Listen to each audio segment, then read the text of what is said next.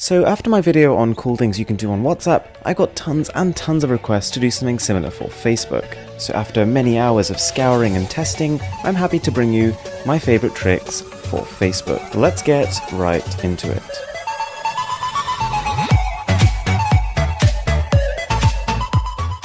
So the first one here is Blink the Bee.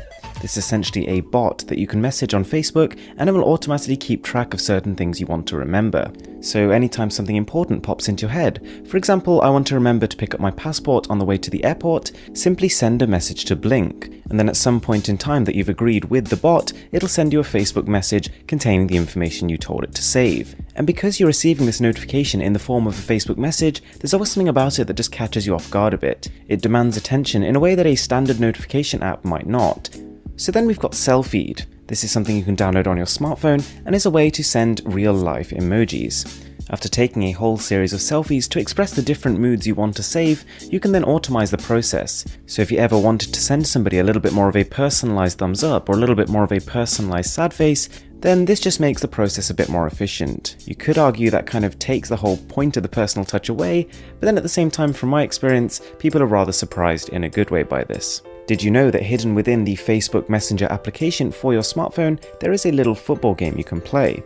All you need to do is to head onto your emojis in your keyboard, send over the football, and then when you see it in the chat, double tap it. The game just simply pops up. The objective is to essentially keep hitting the ball and prevent it from falling through. At its core, it's a very basic game, but at the same time, the fact that it's integrated within the Facebook Messenger app means you can find yourself having these quite competitive battles with people you wouldn't normally get the opportunity to game with. Not too long ago, Facebook actually gave users the option to change the background color of their statuses. So once you have finished typing, simply click the little button below and pick the gradient that you want to go with your status. And all of a sudden, it really catches the eye. It's going to get more impressions, more than likely more engagement as well. So we really like emojis.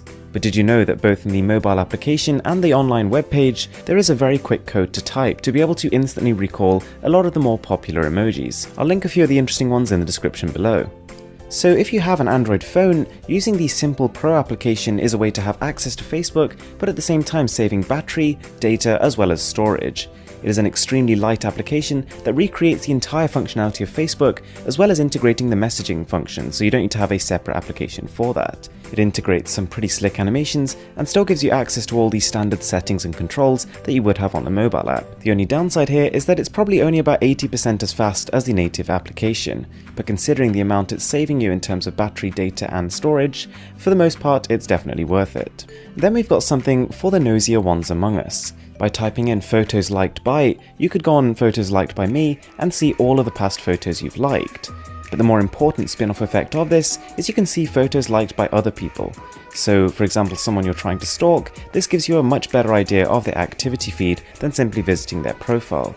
Something which I see a surprisingly few number of people actually using is sound clips. This is made by Facebook themselves, and it is more or less the best way of sending across pre-recorded voice messages. The app contains everything from animal noises to music to people saying goodnight. Whilst it doesn't add anything close to what I'd call essential functionality, it's nonetheless a good way to spice up a conversation. So guys, I really hope you enjoyed the video. As always, I've got tons more stuff like this, so be sure to stick around.